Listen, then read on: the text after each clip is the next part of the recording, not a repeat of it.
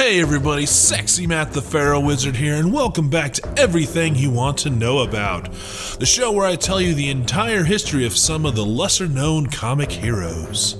This time we're back to Marvel, and we're going back to the totally radical time of the 90s. This episode comes from a comment in a previous video, so if there is someone you want to see me cover, let me know in those comments below. Now on to the most 90s character to ever 90s. He's everything from the 90s rolled into one character. He's massive, he scowls, he's got guns, he's got tons of pouches. You know him, you love him, the one, the only, Cable! Yes, the time-traveling X-Men. Let's take some time and learn everything you want to know about Cable.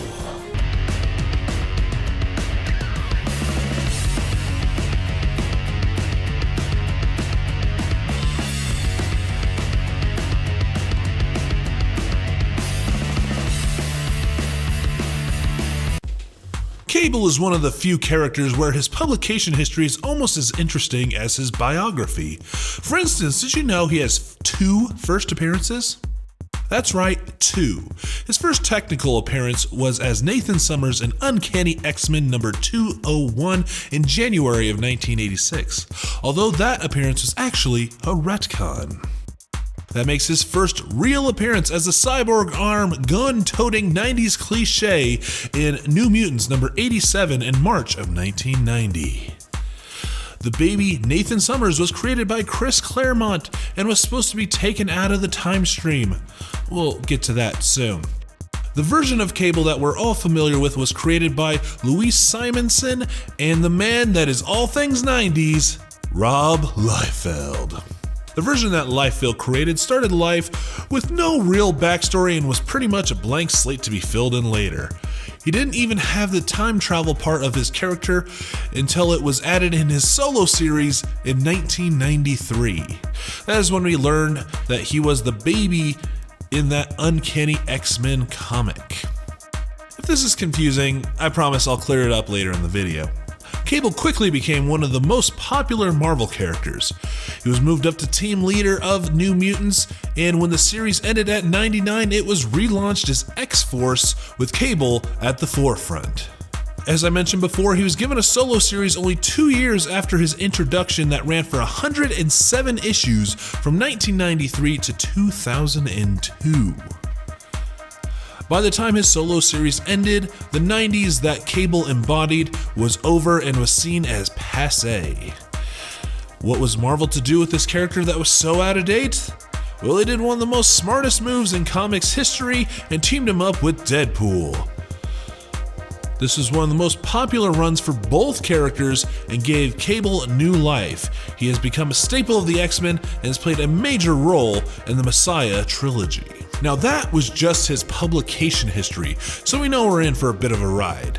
But what about his powers? Well, like most 90s comic creations, his powers were vague and ill-defined. First and foremost, he is a mutant. He is an Omega-level telepath and telekinetic. When he is at full power, he is one of the most powerful telepaths in the Marvel Universe. Unfortunately, we rarely get to see that due to the fact that he is battling a techno-organic virus. This is what gives him his glowing eye and metal arm. I'll go into that in more detail in a bit. He always has to use part of his power to keep that virus at bay or it will consume him. He's also been known to have a slight precognitive power, although some think that's more from him being from the future, but then again we do see him getting future visions sometimes. He's also skilled at all weapons and hand-to-hand combat, even beating Wolverine on occasion. And not part of his powers, but he's also a very skilled tactician and leader. So enough of the build-up, let's get into his history. Cable was born as Nathan Summers and is the son of Scott Summers and Madeline Pryor. Right there is where his life already began to get crazy. Most people know Scott Summers as the leader of the original X-Men, but who is Madeline Pryor? Madeline Pryor is a clone of Jean Grey. You see, after Jean died due to the Dark Phoenix consuming her, Mr. Sinister took some genetic material and made a clone of her to try and harvest the power of the Phoenix. Madeline didn't seem to have the same powers as Jean, but Mr. Sinister also thought that if she were to have a child, that child would be powerful enough to take out Apocalypse, who he's been in constant conflict with. So Mr. Sinister sent her out to the world to woo Scott Summers, and it worked. Her being a clone of Jean Grey was unknown to Scott, but I guess he just has a type. You know, when all the girls you like look exactly the same, that's totally normal, right? They would have a baby, and that's our boy Cable, although he'd only be known as Nathan at the time. Apocalypse would learn of Mr. Sinister's plan, so he kidnapped the baby and would take him back to his lair and infect him with the techno-organic virus. Not to kill him, mind you, but Apocalypse had his own plan. That if the boy was strong enough to fight off the virus, then Apocalypse could raise him as his successor. Now, I've used the term techno-organic a few times already, and I haven't really explained it. You see, it's a virus that changes the host's organic cells and converts them to metal and machinery. It works fast on some people, slower on others, but eventually it will always consume its host. The X-Men saved the baby, but didn't know what to do about the virus. Just then, a strange person came out of a portal saying they're from the future and they could help the baby. That is when Scott sent his son into the future, not knowing if he'll ever see him again. So yeah, that was just the first year of Cable's life. He was born into chaos, and he'll always live in chaos. Once brought into the future, a time-displaced Rachel Summers would start taking care of him. What? Bro, what are you talking about, man? Look, just go with it because this is gonna get weird. She found that she couldn't cure the virus, so she decided to make a clone of Nathan in case he died, she could transfer his mind into the clone. Apocalypse of that time was alerted of the baby's presence and tried to kidnap him, but instead kidnapped the clone. Rachel tried to go on and raise Nathan, but knew she was getting old and was going to die soon, so she pulled the minds of Scott Summers and Jean Grey into the future to raise Nathan. They would take on the codenames Slim and Red and raise Nathan, then teach him how to use his powers. They also showed him how to use his power to keep the techno-organic virus at bay. Now, remember that clone of Nathan? Well, Apocalypse did raise him as a successor. That baby would become Strife. Strife, along with Apocalypse, would become Cable's biggest adversaries over his entire life. I'd like to take a minute to mention that Strife is a clone of a guy who's the son of the clone of Jean Grey. We're back to oh no, I've gone cross-eyed. Is that enough clones for you? And everyone thought the Spider-Man clone saga was confusing. Eventually, Cable was able to destroy Apocalypse in the future, but that didn't satisfy him. He decided to travel back in time and kill him before he can ruin his life. He would also be battling Strife all throughout time as well. Now would be a good time to discuss the Apocalypse Paradox. You see, during one of Cable's time-traveling adventures, he would battle Apocalypse just after Apocalypse has taken over Egypt. During that battle, Cable's cybernetic arm was cut off, and the virus then mixed with the dying blood of Apocalypse, infecting him and basically giving him a way to live forever. It was also the way that Apocalypse would be able to infect Cable with the virus as a baby. So in a roundabout way, Cable created himself. Oh, a lesson in not changing history from Mr. I'm my own grandpa.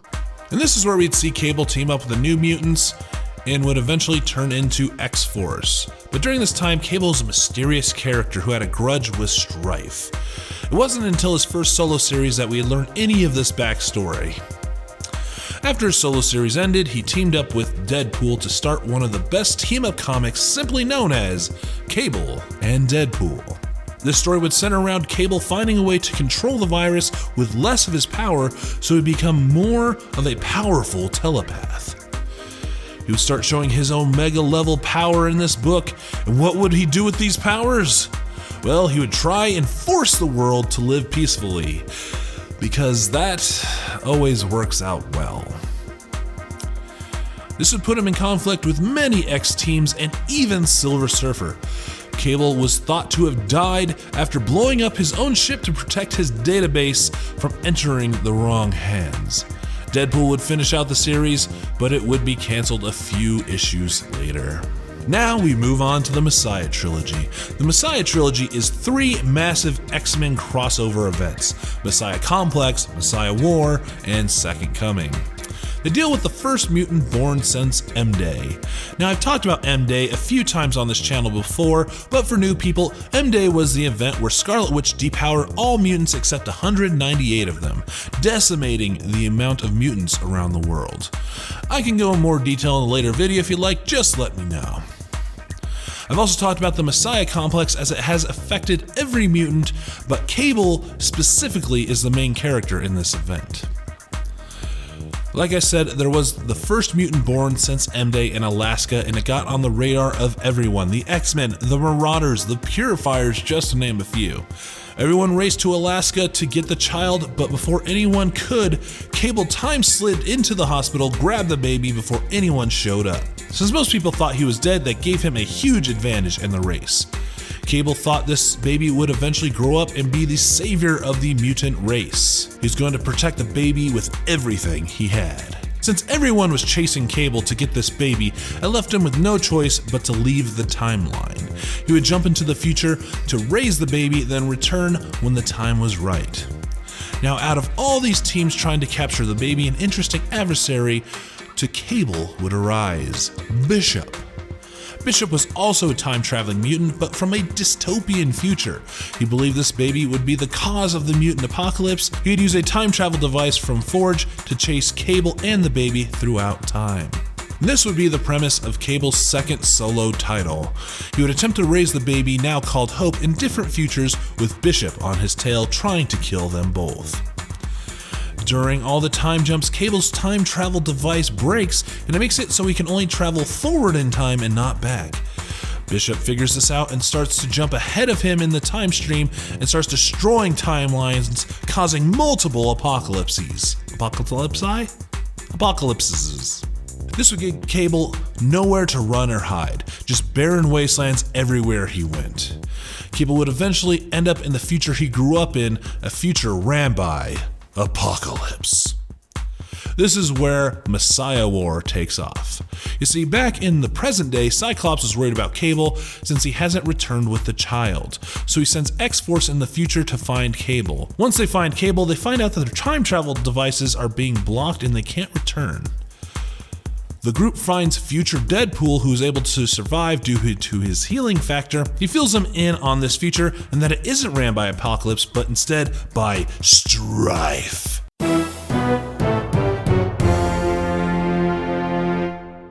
Strife had teamed up with Bishop, who arrived before Cable, to kill Apocalypse and take over. Strife learned the importance of Hope from Bishop and kidnaps the child, who is now about 10 or 11 years old. That means Cable and X-Force have to split up, one team to find out why they can't return and another to get Hope back.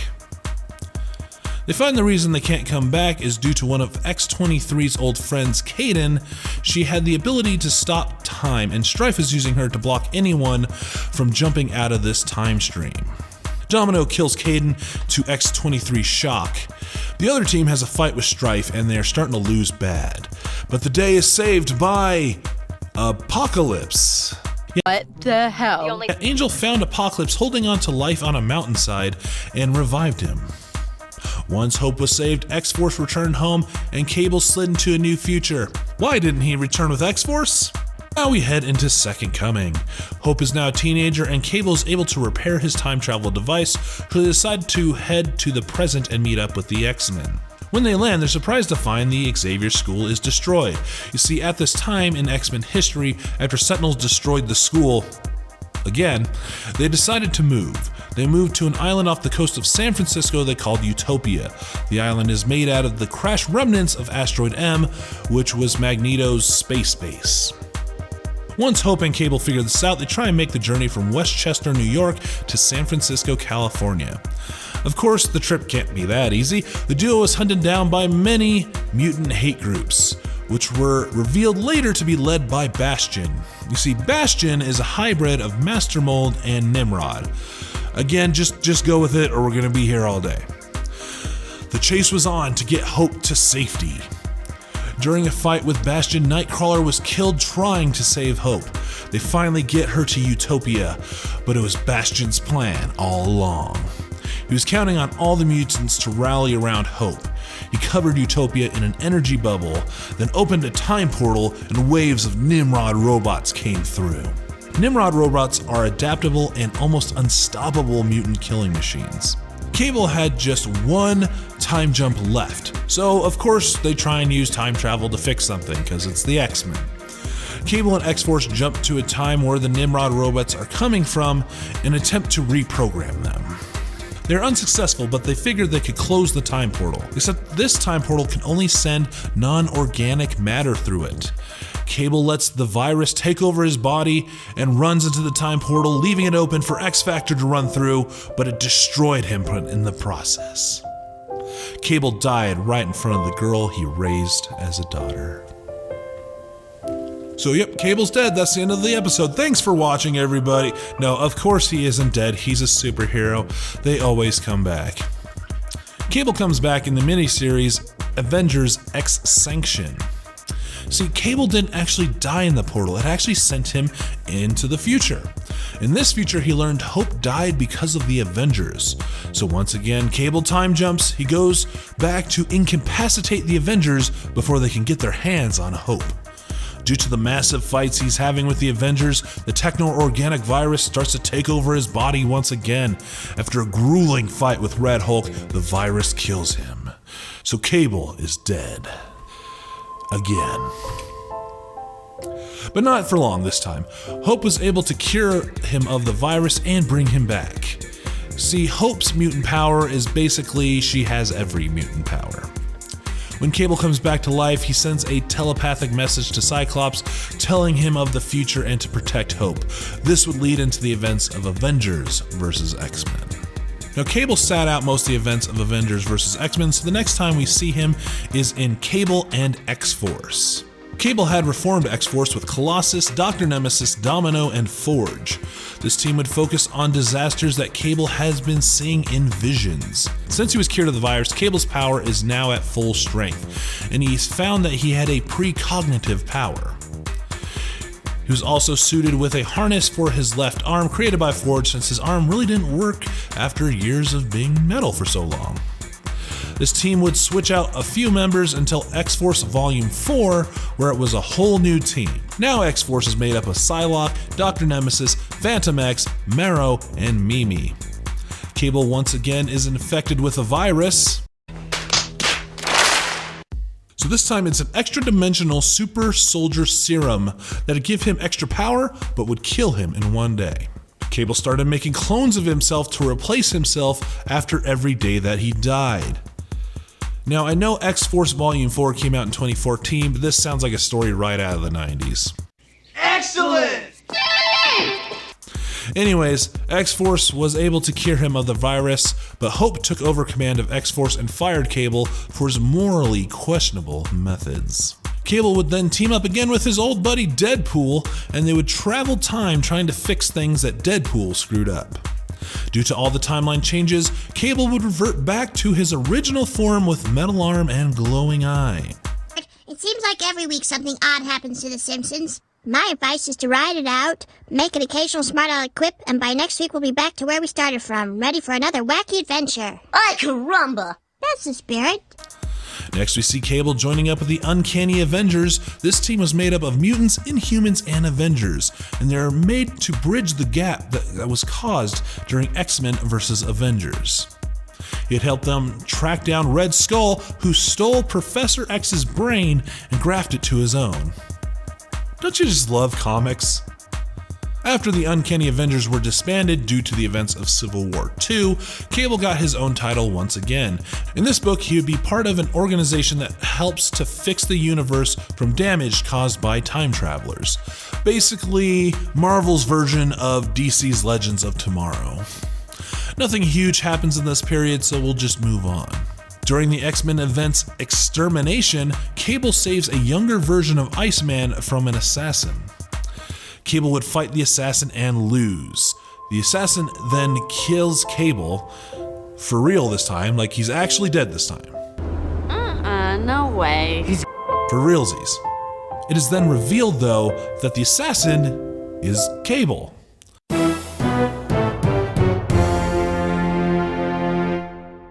Well, young Cable. And this young version of Cable has been dubbed Kid Cable. Kid Cable would try and kidnap all the young versions of the X-Men.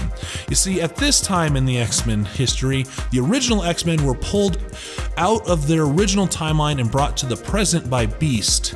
They formed X-Men Blue. There's a whole lot going on there, just go with it.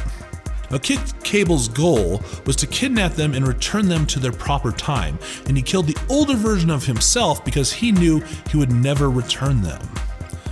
Through a few events, the X-Men would eventually return to their own popular timeline, and Kid Cable would stick around in the present to fill the role of his older self.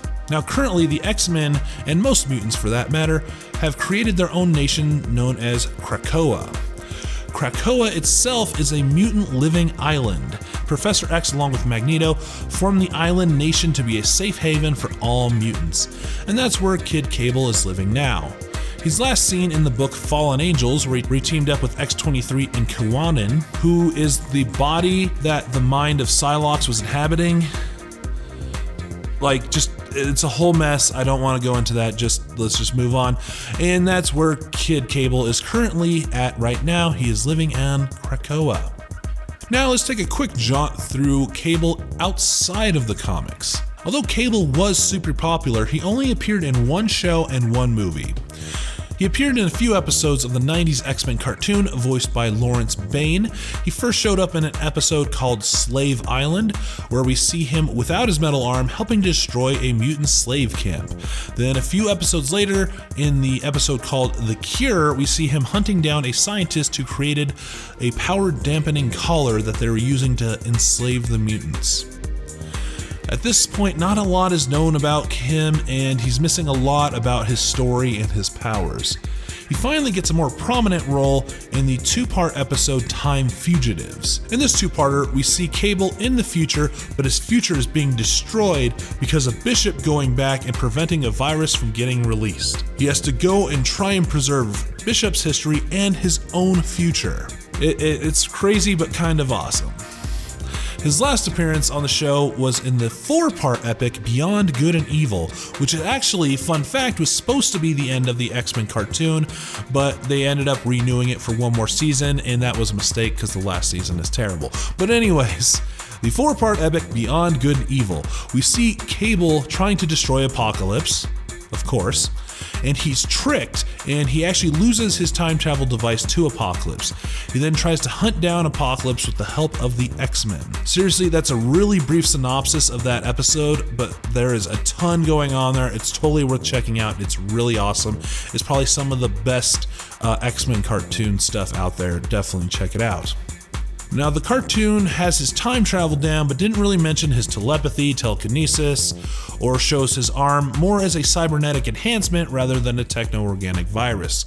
Also, there's no mention that Cyclops is his father, even though they actually do share screen time. This version more boils Cable down to future man with big gun. It's not terrible, it's more of a result of the time that the show was made. Then, of course, we see Cable in the movie Deadpool 2, played by Josh Brolin. This version is a time traveler that comes back in time to kill the mutant Fire Fist before he can kill his family. Like the cartoon, no powers or techno-organic virus in this version. It's pretty much a surface-level version of Cable.